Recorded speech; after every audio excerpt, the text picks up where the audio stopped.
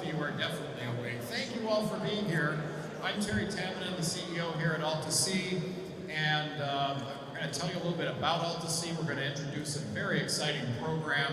We've got many of our community partners and tables all around here. But first I want to say thank you to the staff and all the volunteers that made today possible.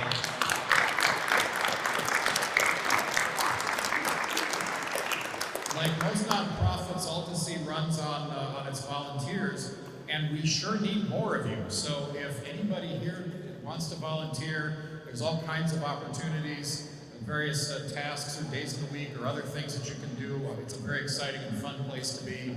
If you know anybody that wants to volunteer, tell them to come see me. But I want to start by acknowledging the land that we're standing on, the culture that is here. So please welcome Cindy Alvitre, who represents the Tongva, Chumash, Gabrielino people.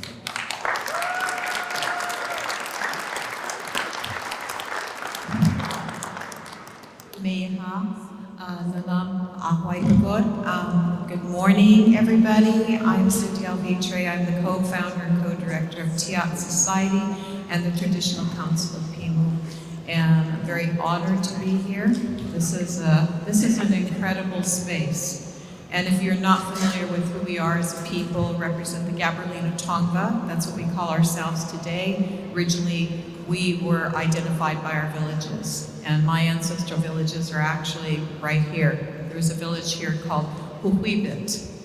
And this is the same place. If anybody familiar with Island of the Blue Dolphins children's novel? Only one? Two? Come on, I know you got some.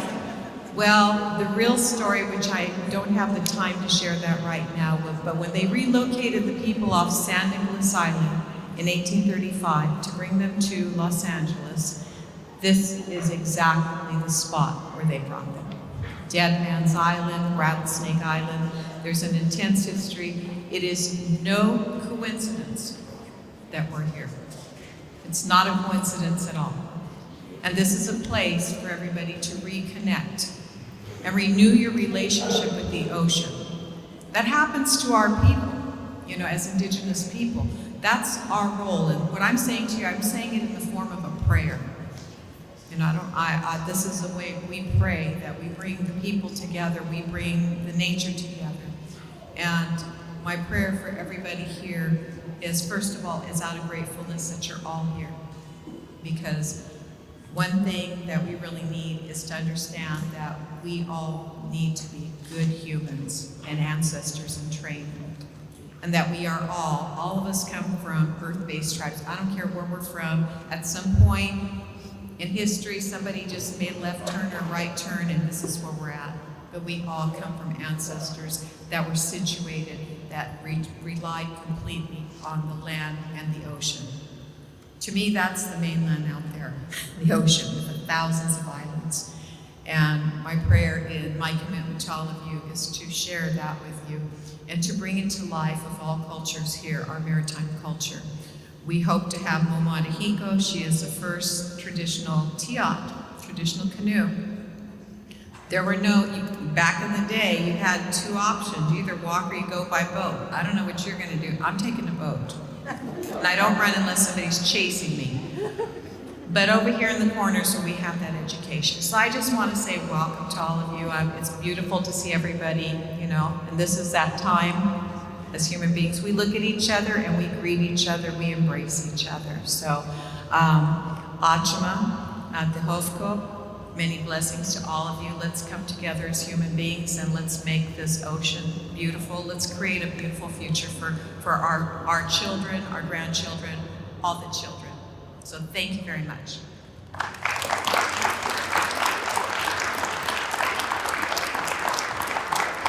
Thank you, Cindy. Cindy always reminds us that the First Nations, the Indigenous people, we tend to think of as the past, as not being here anymore, but they are very much still here. We are all still here and all part of this same amazing ecosystem with our ancestors now shared. We have ancestors buried on this land, obviously.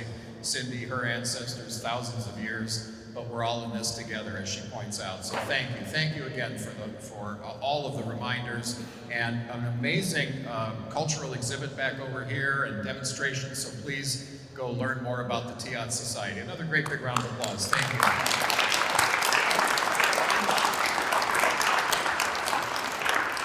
Well, it's so nice to see the seats filling in. You know, every Saturday morning when we have an open house, which is about 6 times a year now, 10 o'clock rolls around and we kind of wonder, gee, is anyone going to show up today? And then by 10:30, it gets pretty busy, and that's in part thanks to all of our partners. So today, throughout the day, please go take a look at the tables all around, the educational programs, some of our other community partners that are here. Get to know them, volunteer for them, and support their work as well. I want to first just recognize you're all important to us, but a couple of dignitaries that are here, starting with Harbor Commissioner Lee Williams.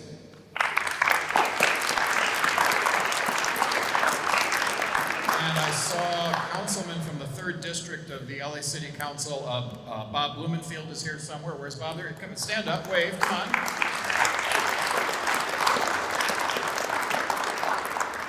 Bob doesn't represent this district, but he's on the city council, so if you have any complaints, potholes, anything you want taken care of, go see Bob, great guy, and his son. Thank you for coming.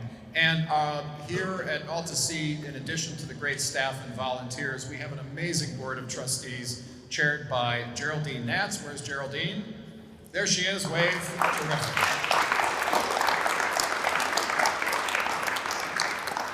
So she's another person who can tell you more about AltaSea when we start to socialize a little bit later. I also want to again recognize, like I said, we've got these great partners here today. The Citizens Climate Lobby doing just amazing advocacy to try to restore our climate. The LA Maritime Institute, which is just an amazing organization that's showing us how to use some of the most amazing old sailing ships, and we're reviving some of those technologies into the modern world. Where's Bruce? Bruce, where'd you go? Oh, there he is, yeah, wave. We've got people here today from the Battleship Iowa. We've got the basic other organizations, but I also want to acknowledge something that you may have missed on your way in. Way at the back there, just before you get to the restroom complex, and the offices there is a little education center about hydrogen. You see it in how it's being used in cars, but also in the maritime economy. And right next to that is a hydrogen-powered sushi wagon. The very first hydrogen-powered sushi wagon in the world. And when you see it, you're going to be amazed by the technology. Takyoku, Tak, where are you? Are you way in the, there's Tak right there. Yeah, give him a great big hand. Tak is a retired Toyota executive who designed and built the very first 18-wheeler running on hydrogen electric, which is part of our future to clean up the air in the maritime economy and the port complexes, and now dedicates his time to helping other people understand hydrogen so you can see how it all works at his sushi cart. And you might think, well, that's a fun little demonstration, but we don't need a whole lot of hydrogen sushi carts. But if you've ever been in New York or even downtown LA, there's a lot of food carts on the street and a lot of food trucks and food wagons, and most of those are powered by little diesel generators or other polluting sources of energy. So what he's doing is demonstrating how all of this could be done with clean electric and hydrogen. So a fun thing. Well, now I just want to, before we get to our guest speakers in our program, I want to just give you a quick update about AltaSea. So for those of you who may not know, we're a nonprofit that has been celebrating our 10th year. This is the 10th anniversary. And it was created actually by Geraldine Natz, our board chair, when she was the manager of the port here in Los Angeles, and the Annenberg Foundation and others who came together who said, what could we do with these 110-year-old warehouses that have so much history, that have so much connection to the port and the community? And the idea was, let's form a nonprofit that will take it over, raise the money to renovate them, and then use it as an education, workforce training, and importantly, business development center for the blue economy. So when we say the blue economy, we mean aquaculture, on land and at sea to produce food and fuel and pharmaceuticals from algae. I mean, all kinds of amazing things that you can harvest sustainably from the ocean. We mean renewable energy like wave and tidal energy, things you're going to see and hear about today, like how to remove carbon from the ocean and from the atmosphere, and even produce green hydrogen in the process. Things like using hydrogen in the maritime economy in addition to batteries and other kinds of electricity. And then underwater robotics, which you can see demonstrated here, some of our students have on display, and some of our companies, and how to use those to do everything from mapping and understanding our undersea world to rebuilding it. Nowadays, robots can do amazing things. I just learned recently about some companies that are cleaning the hulls of ships. So when a big container ship comes into a port, they can deploy several of these robots to just go underneath and clean the hull, and the ship gets about 15% better fuel economy as a result, so it's less polluting on the path toward having fuels that are 100% non-polluting. But in the meantime, that energy efficiency saves money and saves air pollution, and that can all be done with robots. So amazing technology here. We're very excited. We have renovated all of these warehouses now, so modern plumbing, electrical, bathrooms back there. If you need them, they're in the little white building in the back, right in the middle of the warehouse here, and offices and such. And now over the next few months, our tenants in those blue economy sectors will be moving in and building out their spaces, their research labs, their prototype shops, their demonstration facilities. So in about 6 months, you're going to see all of this completely full and all powered by green electricity. We have 2 megawatts of solar on the roof here. So we're actually sending more clean power back to the grid than we're using here. So again, please keep coming back. Please keep learning more about AltaSea. Tell your friends. And again, if you're interested in volunteering, we'd love to have you. But now it's my great pleasure to introduce Dr. Erika La Plante, who's the Assistant Professor of Materials Science and Engineering at UC Davis, doing research on building materials, critical metal extraction, and importantly, carbon dioxide removal, which is something we definitely and desperately need. We can't engineer our way out of the climate crisis any longer. We've already done a lot of damage to our planet without drawing back down some of that carbon pollution we've already put into the air and into the water. So Erika, where are you? Where's Erika? There she is, right there. Erika La Plante. Welcome.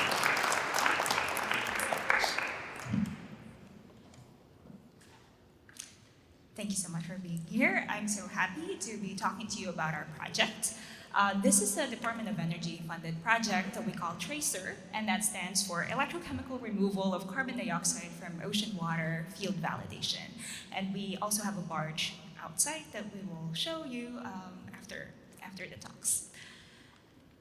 So why do we need to do this? We need not only to reduce our emissions, but also to remove carbon. So all of the climate scenarios that we have now show that we require gigatons of CO2 removal. And this gigatons of CO2 removal, we need to do it at a cost that is manageable. We need to make sure that the CO2 removal is measurable, that we are actually doing what we say we're doing, that the CO2 that we've removed is irreversible. It doesn't just go back in the atmosphere, that it's actually permanent, and that it's additional, that it's not going to happen anyway if we didn't do anything. So this also that we want to make sure that there's no negative impacts, so we're not doing any environmental harm. So with this in mind, this is the motivation for this technology, and specifically, why are we thinking about the oceans? Why the oceans? Most of carbon that we have on the Earth is actually stored in the oceans. So this is going to be in the form of solids, like calcium carbonate, like what seashells are made of, and also in the form of ions that's stored in the water itself. So the oceans can hold a lot more carbon, and because of its vast space, that means that we have a great scale potential that could potentially meet that gigatons that we need. That's 1 billion tons, it's a lot. It also, like using the oceans expands the diversity of approaches that we have. So when we think about climate mitigation, it's really a set of different solutions that might make sense for different places. And so by pursuing these technologies, and specifically in the ocean, we expand all these our options for removal. And then finally, it also reduces pressure on our land-based resources. So what is this process? So this process has 4 inputs. So we need seawater, we need air, we need electricity, we need rock. So what happens is, so we have the seawater kind of going from the left to the right. So seawater goes in our reactor. The heart of the reactor is really these electrolyzers. So we apply a potential, an electric potential in that water. What happens is that water splits into 2 streams. It produces an acid stream, and it produces an alkaline stream. And also, it produces hydrogen in the process. So we have the hydrogen, which can offset the costs, the energy cost of the plant. It could also be sold to other industries that's hard to abate, so I'm thinking about aviation or the like. And then the alkaline stream, we then react with the atmosphere. So this alkaline stream is highly reactive with CO2. So CO2 is an acidic gas. And so when the CO2 goes in the alkaline stream, it dissolves, and then it would get stored in that alkaline stream permanently. And so this alkaline stream, after it's been reacted with CO2, it's then discharged into the ocean, where it will remain stable for at least 10,000 years. The CO2 that's stored in a solid form would be stable for millions or even billions of years, as evidenced by, you see, rocks that are made of carbon, that are made of calcium carbonate, and some of those rocks are very old. So this makes sure that the CO2 that we remove today actually stays removed. It doesn't go back to the atmosphere. And then on the other hand, we have the acid. The acid then gets neutralized with rock.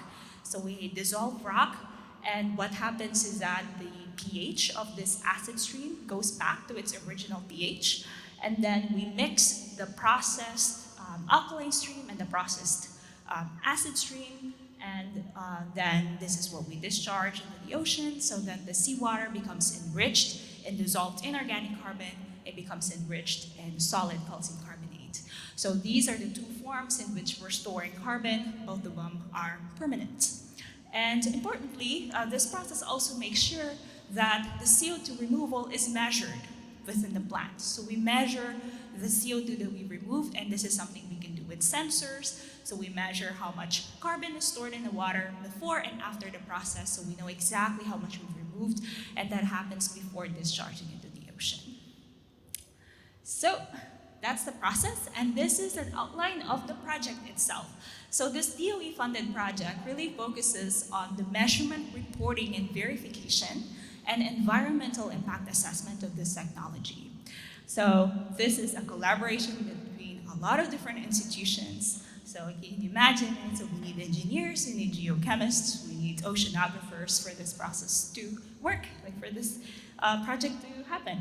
So it's a collaboration with UC Davis, UCLA, UC Santa Barbara. We have Southern California Coastal Water Research Project. We have University of Rhode Island, Woods Hole Oceanographic Institution, and then we also in partnership with AltaSea, Aquatic, and GE Vernova.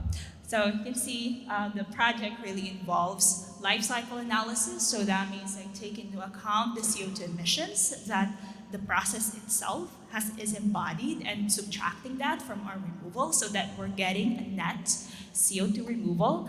And then looking at measurement methods, so measurements both within the plant and outside of the plant, because even though we measure the carbon within the plant, we still care about what happens to our discharge outside of our plant.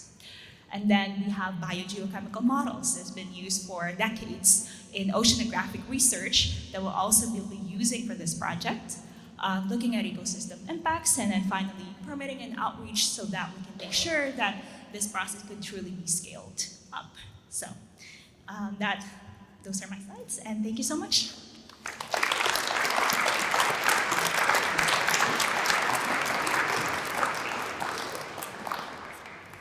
Thank you, Erika. And we're going to do some Q&A after the other presentation, so we'll have both of our researchers up here that you can learn more from.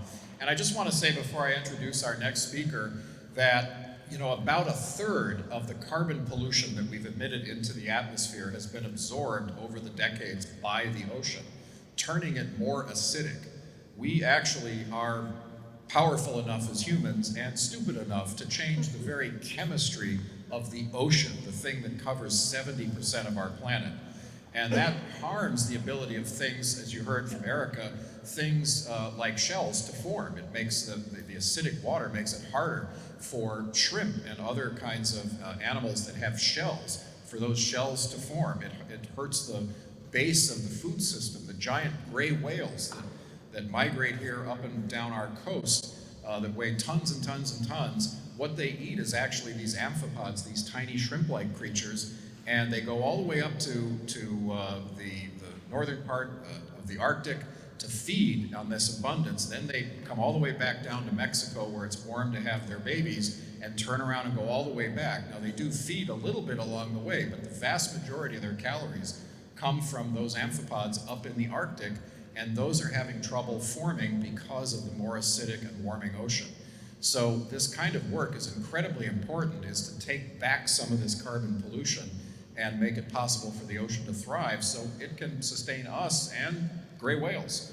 So now let's hear from another great researcher who is doing a similar kind of project. There's different ways to try to pull that carbon out of the atmosphere. Dr. Éowyn Lucas holds a Ph.D. in materials science from Caltech, focused on developing bipolar membranes for electrolysis, which she's going to explain, working with Captura, one of our partners here, on how to remove carbon pollution from the ocean. Éowyn, let's hear from you.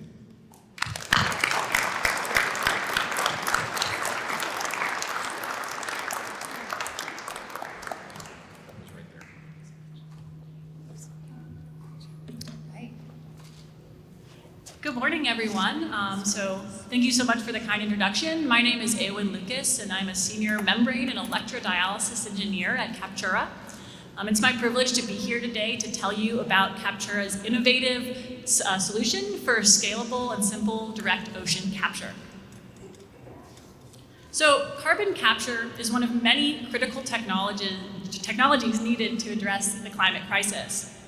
When talking about climate change and the need for carbon capture, I like to think about the analogy of a bathtub. So if you think about your bathtub at home, imagine the tub is the world's atmosphere, the water is carbon dioxide, and the tap is running.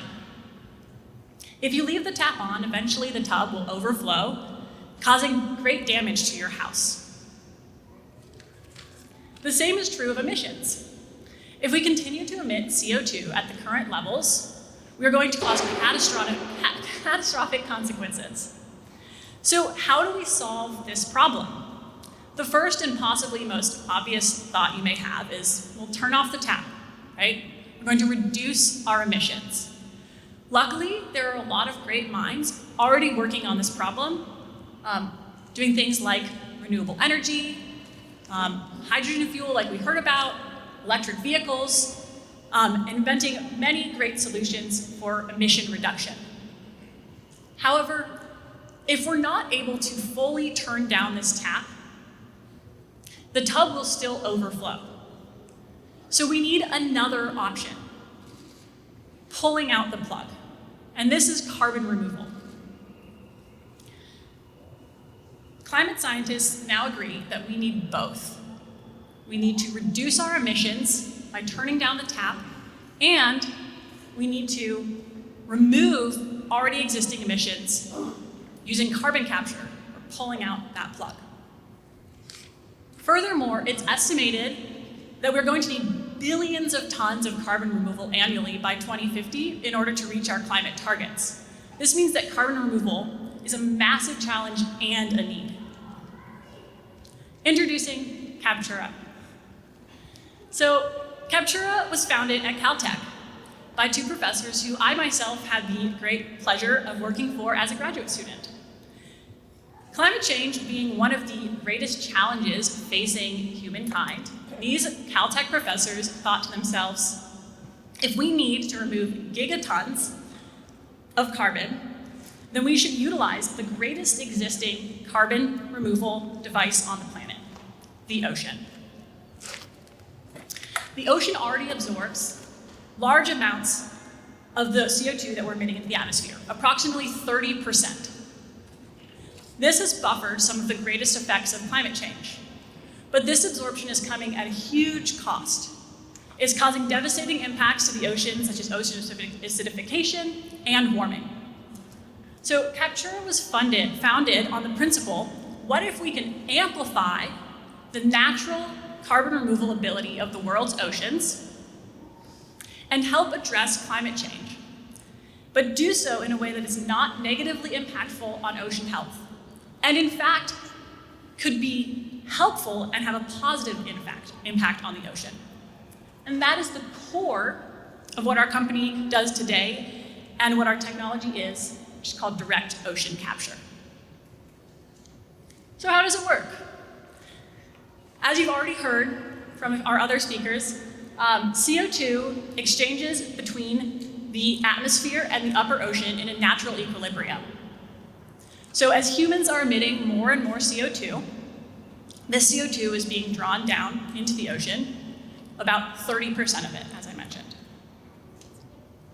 So what Captura does is we harness the power of the ocean to absorb CO2 by using using the ocean to extract CO2 so that it can be sequestered or used. So the CO2, water with CO2 in it enters our plant, and then on the other side of the plant, we get out a CO2 depleted stream of seawater and a concentrated stream of CO2 that can be sequestered or utilized to make products such as fuels. The CO2 or the ocean water that enters the ocean depleted of CO2 is then able to draw down further CO2 from the atmosphere, leading to atmospheric CO2 reduction. So you may be thinking, fantastic, but that was a black box. How does this actually work? So let me walk you through this in a little bit more detail. When seawater is first pulled into our system, it goes through a series of filters that prevent fouling of the rest of the system. Next, a small stream of CO2 is diverted through what's called an electrodialysis unit. This unit allows us to split water into acid and base. Now, this is really critical to our technology, as within a stream of acidified ocean water, carbon is present in higher concentrations of dissolved CO2. So this acidic stream can re-enter the main system and go through a series of CO2 stripping membrane contactors, producing a concentrated stream of CO2, as you see in step 5. This can then, again, be either sequestered so that it can no longer affect our atmospheres, or it can be utilized to create a closed-loop carbon cycle. Now, we can take this base stream that we produce in our electrodialysis unit, recombine it with the overall stream, creating neutral CO2-depleted ocean water, which is then returned to the oceans for further drawdown, using that natural cycle of ocean CO2 equilibrium. So, beyond this, ocean health is critical to us at Captura. Therefore, actually let me go back to this slide for one moment and emphasize one thing. Our system is a closed loop system. What this means is all that we put in is ocean water and renewable energy to power the plant, and all that we get out is CO2 depleted ocean water and a stream of CO2. There are no added chemicals and no waste byproducts. This allows our technology to have the possibility for immense scalability across the world. So beyond just having this wonderful closed loop system, we also have a team of oceanographers focused on understanding how our technology impacts ocean ecosystems. Our team conducts extensive research right here at the Port of Los Angeles to understand, using lab tests, ocean modeling, and sensors to understand the impacts and also benefits we may be having on ocean ecosystems. We also partner with local aquaculture companies to understand how our seawater output affects different species such as phytoplankton, bivalves, and kelp, to see how we can actually produce an output of water that has positive impacts on species growth. Oops, sorry. Oh yeah, my bad. Furthermore, the team has published a detailed protocol document that outlines the work that we are doing for ocean health, and it can be found on our website, and it's updated regularly. So please go take a look at that. So where are we now and where are we going? Captura is scaling our process through a series of pilot programs with 3 pilots of increasing size. Our first pilot system was deployed at Newport Beach and can be seen right here, this little blue and yellow system. And this system is capable of capturing 1 ton of carbon per year and has allowed us to collect over 5,000 hours of data to understand our overall process. Our second pilot system, which is able to capture 100 tons of carbon per year, began operation in 2023 right here at AltaSea on a barge just down the way. We are thrilled to be working here at AltaSea, and this campus has served as a pivotal site for our technology testing, research, and analysis that really helps us understand how our direct ocean capture system interacts with the marine ecosystem. And it's also allowed for us to participate in excellent events like this one that AltaSea hosts on a, I guess, 6 times a year basis, as they said. For our third pilot, we are working with Equinor to develop a 1,000 ton per year system. And this is going to allow us to collect even more critical data to help us in the deployment of our initial commercial systems. Following these pilot programs, we do plan in the next few years to start deploying commercial systems with plants ranging from tens of thousands to millions of tons of carbon annually. Oops, that's on the slide. Captura's overall system is innovative and very exciting and can also be deployed using already existing commercial building blocks.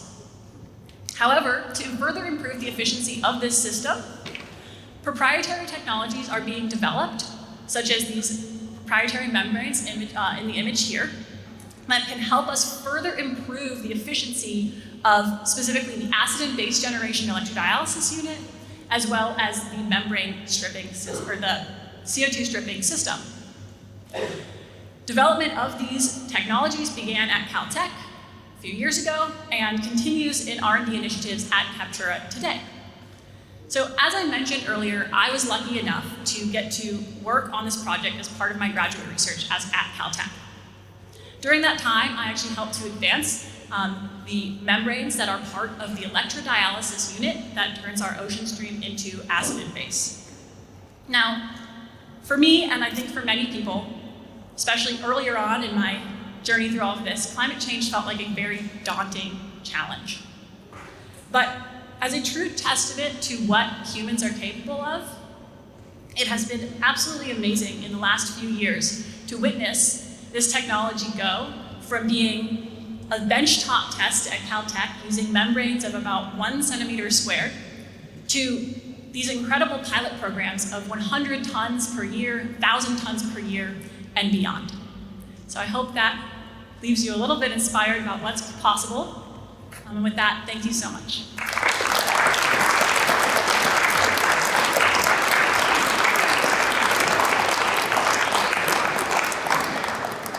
All right, thank you so much. Let's get Erika back up here and take some questions. And I think Robin's got the mic so we can all hear your question. Come on up here, you guys can just use the mic as needed. So, I have a question for Captura. So where is your phase 3 demo going to be? So this is still something that's in the works, and part of it is due to, we're actually developing, as I said, a lot of our own internal technology. And so it is somewhat based on the speed at which that is being implemented into that pilot system. Okay, so there's no location then where your actual facility would be? No, not yet, but yeah. Thank you. And while we're passing the mic, let me ask either one of you to answer this question. Many people may have heard of direct air capture, where there's technologies trying to pull the CO2 directly out of the air. How does that compare in terms of technical readiness or cost? I answer this question. In a lot of respects, we actually consider our technology as a direct air capture because the CO2 comes from the atmosphere. The difference is that instead of the CO2, so for the direct air capture, CO2 is stored underground in geologic storage, and then eventually it turns into rock. Instead of that, we store the CO2 into the ocean. They both represent durable means of storage, so in a lot of respects, they're similar. I have a question. What kind of scale are we talking about here to have it be effective? I mean, the oceans are massive, as we all know. What kind of scale are we talking about here to be effective? Removing enough carbon to equalize the environmental damage? And are there parts of the ocean where it would be more effective to do this technology than others?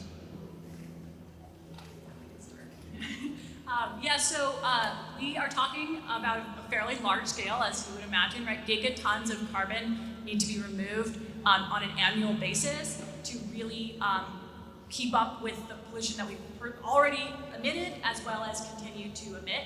However, these systems, to kind of go into your second question, there are some sites that are more ideal than others. However, the oceans are massive and there are many, many locations where we can deploy plants. One thing that Captura is looking into is using already existing infrastructure such as decommissioned oil and gas rigs. And we can already determine that there are enough of those in existence to be able to meet that need, that capacity. So it sounds potentially daunting, but it is actually very addressable. Are there more parts of the ocean where you will find more carbon than other parts of the ocean? In other words, if you have a large metropolitan area like LA, if you have a large industrial area existing along the coast, are those places more carbon, do you have more carbon in the water than other parts of the ocean, or is it just constant throughout the oceans? It can vary based on a number of effects. A lot of it has more to do with changes in temperature, depending on where you are in the Earth, as well as salinity gradients. And how does temperature affect? What's the effect of temperature on the amount of carbon that's concentrated in the water? So higher temperature would mean that there's less CO2 that the oceans can absorb. So this also will have implications if you're thinking about global warming and the higher temperatures. That means that we also are actually decreasing the ocean's ability to absorb additional CO2.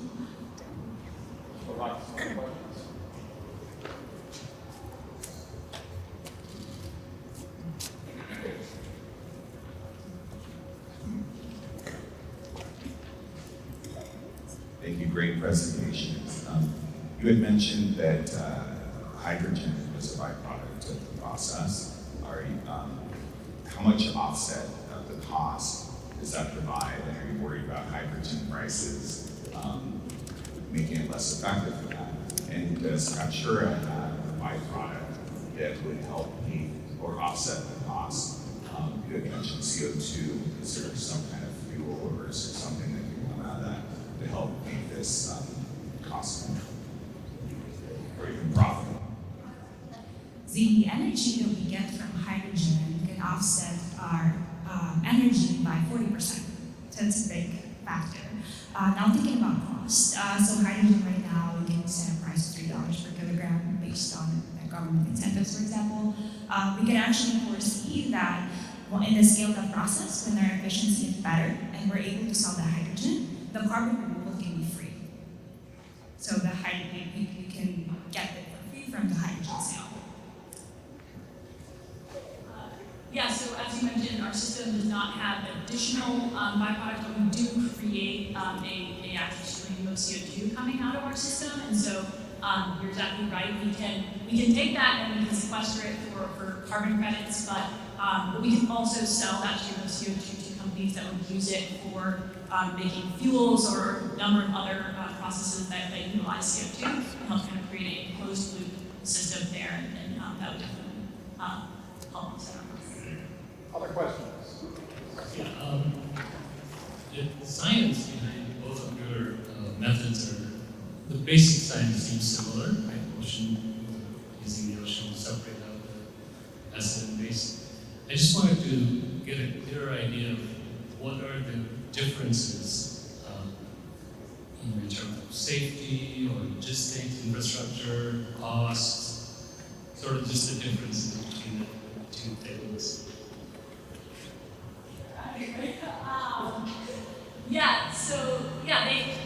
You're right. Fundamentally, we have very similar processes, and I think one of the main differences is the input and output differences. And so we focused on keeping the system kind of internally a closed system, and whereas we were working on, I don't want to speak for you, but you have the capability of selling hydrogen and having these additional kind of complementing stories. I'm not really sure I can speak to safety differences, but I think there's a lot of similar kind of compliance and needs technologies. I don't think there's a huge difference there. Yeah, I would just add, I think both of these technologies is really based on simple chemistry, right? It's simple. It's really the dissolution of CO2 in water and how that CO2 transforms into other ions. For Captura's process, the CO2 is removed from water. So then when you remove that CO2, you separate the CO2 existing in that water. That water, when you discharge it, you can absorb more CO2. In our process, we're adding an alkalinity in that water so that it can absorb more CO2. I'd also like to add that as was mentioned by one of our first questions, this is a huge challenge, right? And therefore, having many different technologies will be critical to actually addressing this. So one of the really amazing things for me working in this field has been, in some ways you could say we're competitors, but there's a lot of camaraderie because we all want to solve the climate crisis, and we're going to need as many solutions as possible to this. I would add just one other thing to that, which is that one thought, and I've talked to companies about this and researchers, is one concern is that if you're going to suck up a lot of water, and each of these wants to take a lot of ocean water, you're going to be sucking up plankton and other biota that obviously is going to get destroyed in the process, and what does that do, especially if you happen to be doing this in a nearshore area in a fragile ecosystem? Well, we have a lot of coastal power plants and other kinds of industries that use ocean cooling water already in vast quantities. And so if you could take that water, and if you think about it, all of these technologies need a certain amount, a pretty substantial amount of energy to pump the water, to conduct their process, and then to return the water. Well, if that energy is already being spent, already being paid for to circulate water for cooling systems, that reduces the amount of energy that these systems will need, and therefore reduces the cost, the carbon footprint, etc. And you've already accounted for whatever impacts it's going to have for the water it sucks in and what it's discharging to the local waters. So I actually think commercialization of this could be focused around the vast volumes of cooling water that are already being used for industrial processes all over the world. And I don't think there's a lot of comment on that. Yeah, I'm so glad you mentioned that because this is a good, so in our process, there's a great opportunity to combine it with desalination. So desalination, you're already in water, and then there's a couple of different ways where we can put our process in between one of those processes you'd already do for desalination, so that the total energy on the desal plus CO2 removal will be lower than if you're running separately. Let's take one more question, and then obviously we're going to break and have a chance to meet with all of our other partners here, and I'm sure both Éowyn and Erika will stay and answer questions, but let's take one more from the group. Are there any problems or difficulties you run into when you're researching how to solve climate change? Great question. No, it's easy. He asked if there are any challenges or difficulties you run into when attempting to solve climate change.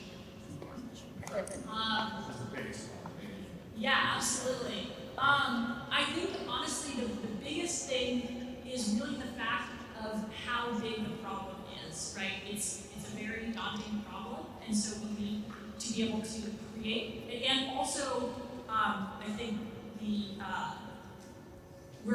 we've waited a long time to start solving it, right? So I think for me, the biggest thing is we need to act fast. And when you're building big commercial systems, moving fast is not that normal. So I think one of our biggest challenges is how do we move as rapidly as is necessary to address the challenge that is facing us. Yeah, well, to speak, like what we found is starting from a bench scale on the lab bench, small, and then starting bigger and bigger. It's amazing the discovery, then the new issues that you find, and then solving those issues, and then you get these results, and then you scale up. So I think that learning process is great to experience. I would add one thing to that, which I know both of you as researchers have been challenged by, and all of these technologies are challenged by, as is direct air capture or other ways of removing carbon, and that is what's called MRV, or measuring, reporting, and verifying.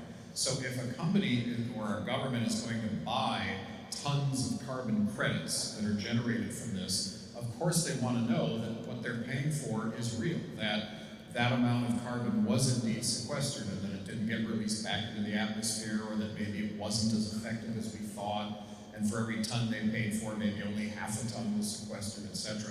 So one of the biggest challenges, I think, for all of the carbon dioxide removal and mitigation programs that lead to carbon credits of one kind or another, and some of that can be enhanced weathering, it can be trying to make the tropical rainforest canopy grow faster with certain stimulation. There's a variety of things like that where it's hard to measure, and reporting and verifying, that's a science in and of itself. And again, I don't know if either of you want to comment on that. Yes, the project that we have here, it really focuses on MRV, exactly what you said. It was interesting in the process of coming up with a framework for MRV. So we held a mini workshop just amongst ourselves in the project, where we're thinking about what are the required measurements, what are the redundant measurements, and maybe adopt the redundant measurements, so that we can actually be sure that what we have said we're going to do is actually done. So, very important. Yeah, I would agree. It's very important, and also, to your earlier question, it is a challenge because it's a somewhat new idea. I mean, there are other systems that work with the ocean, but like our system, we need to verify that we're getting the carbon capture credits that we have said, and so it is really developing a new science, which comes with challenges, but also is really exciting and means there's a lot of really interesting development. Great. Well, thank you both. Let's give them a great big round of applause.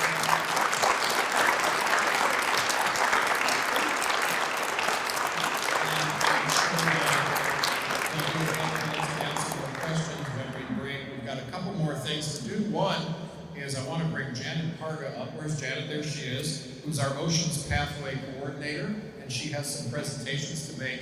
As I said, volunteers make our organization work and work so much more efficiently and effectively, but so do our interns. Janet. Thank you, Terry. I want to do a recognition for our first cohort of summer interns who have done an amazing job, not just with AltaSea, but with some of our host partners. And so I want to take this opportunity to recognize them, and again, their incredible work in supporting AltaSea's mission and our vision.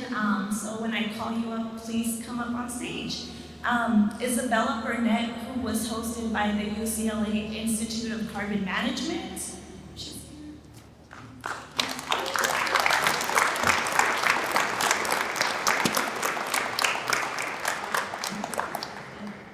Alexis Kamal, who was hosted by Ego by Line.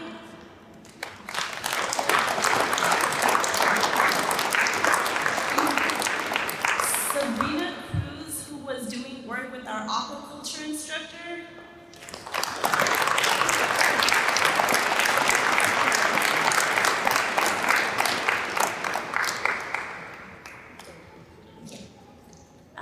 Sophia Fairclough, who was doing her work with the California Department of Fish and Wildlife.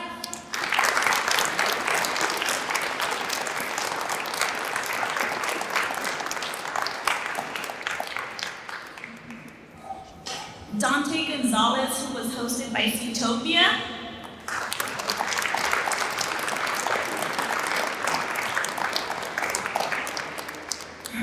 Jimenez, who was doing his work with our outreach team.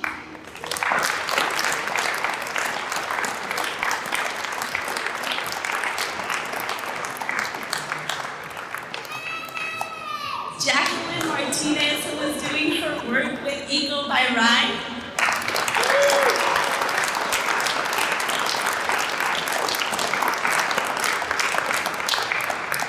Alexander Mendez Chavez, who was doing his work with Spera.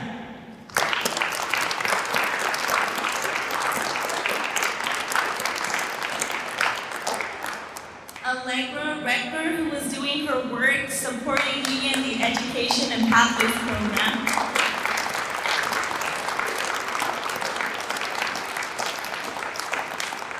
And last but not least, Dante Williams, who was supporting our marine robotics instructor and supported our mentorship program this year.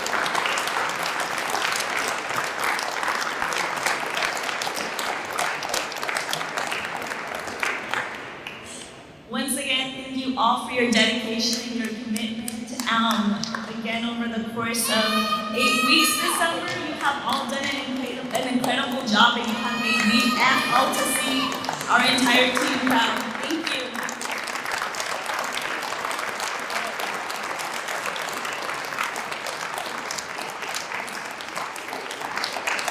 And if I may add, so you received your recognition from AltaSea, but I also want to let you know that you received recognition from Assembly Member Mike Gibson's office as well. So thank you.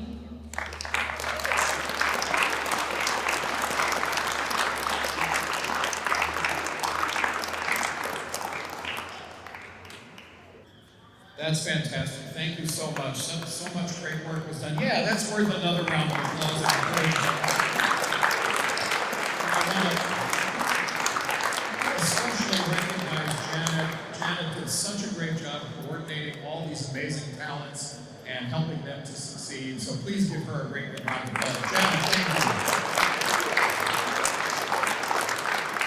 Well, last but not least, I want to remind everyone that September 28th, a few Saturdays from now, is our Blue Hour event, which is a fundraiser, but the tickets are very affordable. Trust me, you can all afford it. It's a lot of fun. It's no stuffy sit-down white tablecloth thing. It's fun, it's food trucks, it's dancing, it's artwork. September 28th is going to be at Land's End, which is the warehouse all the way to the south that looks out over the ocean. Because of the renovation, for the first time, we're going to be able to use that. It's going to be featuring our LA Choral Lab and LA's Dance Band and Classics. The dinner is going to be hosted or prepared by Chef Dustin Trainey of Trainey's Dockside, and all proceeds will support AltaSea's education programs in 2025. And then last but not least, I want to mention Natasha. I think she's probably at the entry, the reception desk when you first came in. Please talk to her about how to participate, how to get more involved, get on the mailing list so you know what's going on here. And do please visit all of our exhibiting partners, and please have a great time and do come back soon. Remember, our future is blue. Thank you all.